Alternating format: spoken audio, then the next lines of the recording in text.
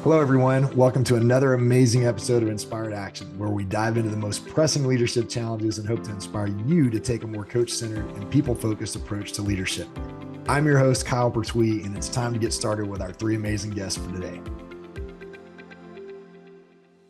Hey, everyone. Welcome back to the newest episode of Inspired Action. I'm your host, Kyle Pertuis, and I'm here with three amazing guests today to answer this question.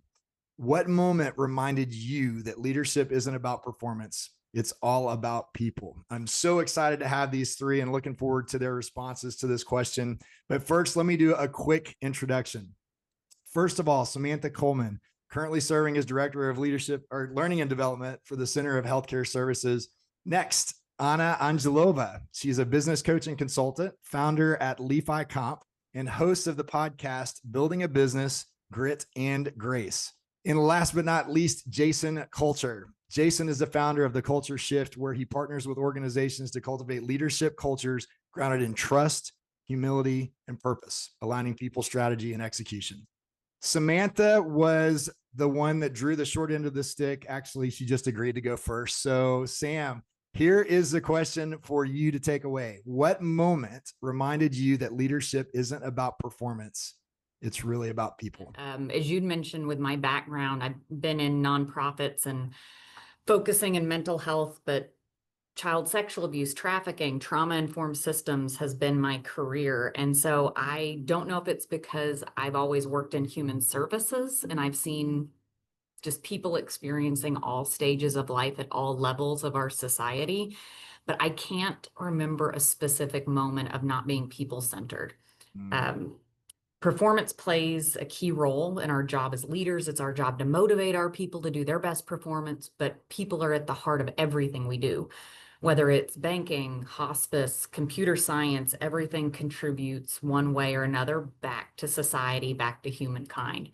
So I really had to kind of search back in the vault and think about scenarios. And one instance that stood out for me was my personal experience early in my career, just realizing that not all agencies or leaders will value people over performance.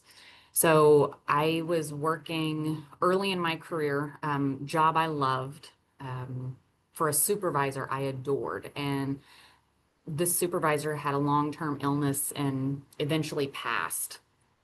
So it was a time of extreme emotional stress, work stress. I'm gung ho, I'm young, I want to be superwoman, I want to cover all the duties, I want to do their job, I want to do my job so that they're not having to worry about anything while they're going through this, fill this gap for my agency, etc. And instead of looking back, instead of support, that I got from my agency, it was more brought up everything I wasn't doing, even things I was trying to fill in, mistakes I was making on things I hadn't been trained for. And I don't fault them.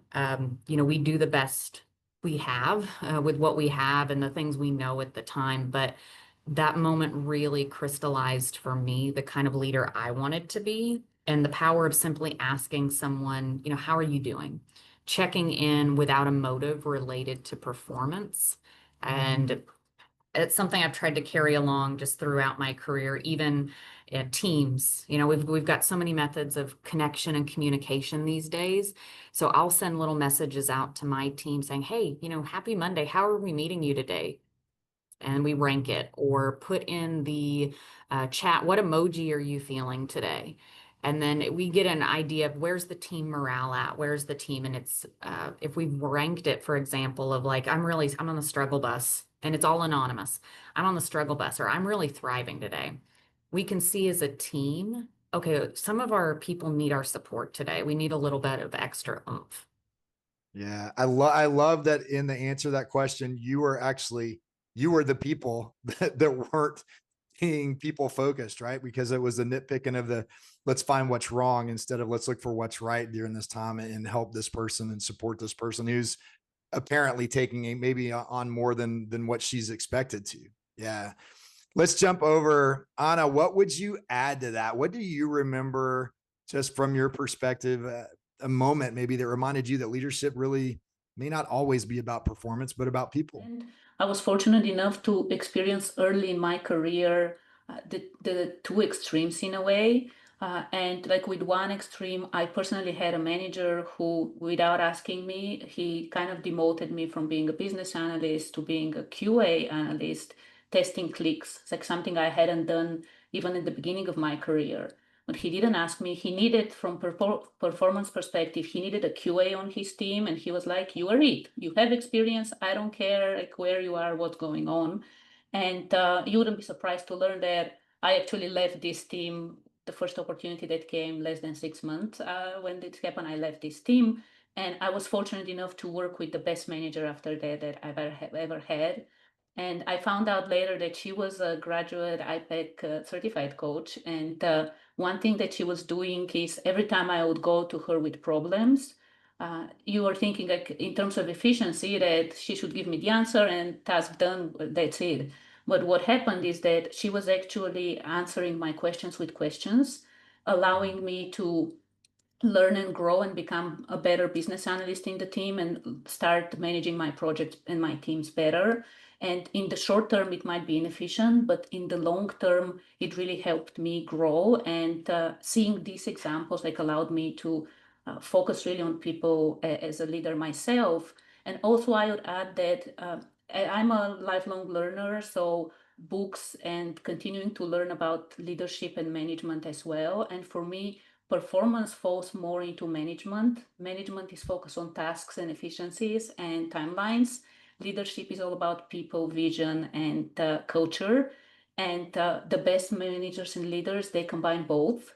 And when you were starting, like 95% of your job and the 95% of my job was tasks and things like this, but there was that 5% of caring about the person, like making sure that I create an environment that where they can thrive. And of course, as I grow, more of my focus is on the people, culture, and vision, and less is on the management part. But we definitely need both. And when we have even 5% of focus on people, the results follow. I love it. Yeah. I had a guy tell me once, leadership is not a spreadsheet, it's a heartbeat. Right. And I think that's the sentiment that you were certainly sharing there. All right, Jason, bring it home for us. Yeah. What? So first, thanks for having me, and I love this question, and so I just loved when this question came through that I was going to be able to be a part of this panel with these other amazing professionals. For me, the moment started with literally a parking lot about 10 years ago. I had stepped into command of an organization. It was a high performing organization, and unfortunately, my boss had been removed from her position. We had 1,000 people, and initially, like I was focused metrics, priorities, proving that I could lead this large organization into the future.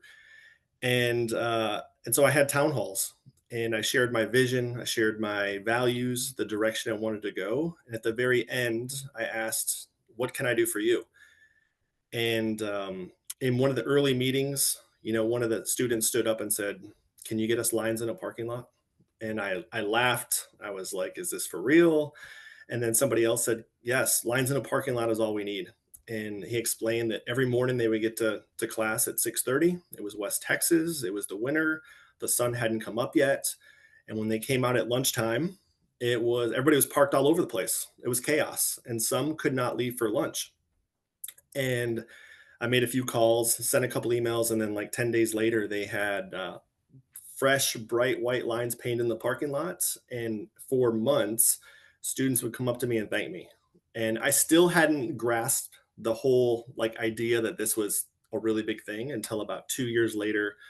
I was in the Middle East visiting a different team, and somebody came up to me and was like, "You're probably not going to remember me, but I was one of the people that wanted those lines, and you got it." And it's literally the example that I use uh, talking about what a leader should do. And then that's when it clicked for me that leadership isn't about the fancy speeches, the strategies or the reports that you do. It's really about listening, taking action, and showing people they matter. And as a leader, it's about solving the problems that your people want you to solve, not necessarily the problems that you think you should solve. And so those painted lines for me became more than just parking spaces. They really became a reminder that just the small acts of care really do build the big trust. And that's what leadership is all about. Yeah, I love it. And then again, another short plug here with the name that you just so eloquently illustrated how that all came about in the upcoming book in 2026. Well, you guys, I think just some really, really great insight there. And I think for me, I'm going to try to summarize this, even in as brief of a conversation as it was. But I think the strongest leaders really remember that connection isn't the opposite of performance. It's probably the main driver or the engine of it. That's all the time we have for today. Thank you guys so much for joining us. Be sure to tune in out there on LinkedIn every Thursday at noon for the latest episode of Inspired Action. Thanks for joining. That's a wrap for another edition of Inspired Action, the Leadership Forecast. We're so grateful for our guests today and the impact they're making with the work they do. Be sure to check out our YouTube channel to watch the longer version of this episode, and be sure to like, comment, connect with, and follow me and each of our guests. You'll find all of our links in the caption of this video. Thanks for watching, and be sure to tune in every Thursday at noon Central, 1 p.m. Eastern for new episodes.